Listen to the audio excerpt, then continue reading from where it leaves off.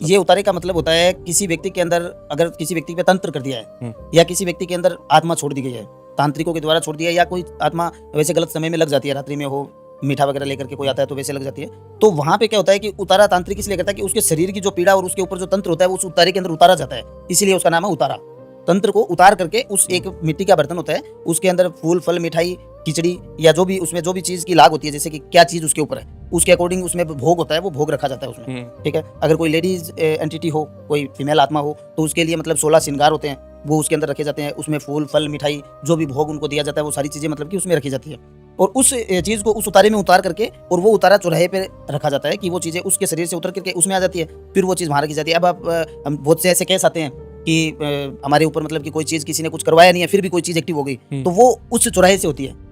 अगर वो उतारा जैसे ही उतारा किसी ने रखा उसके ऊपर चौराहे पे और उसके ऊपर से फर्स्ट इंसान गुजरता है, कोई भी गाड़ी से, बाइक से, कार से, कैसे भी अगर उसके ऊपर से गुजरता है तो वो एंटिटी उसके पीछे हो जाए।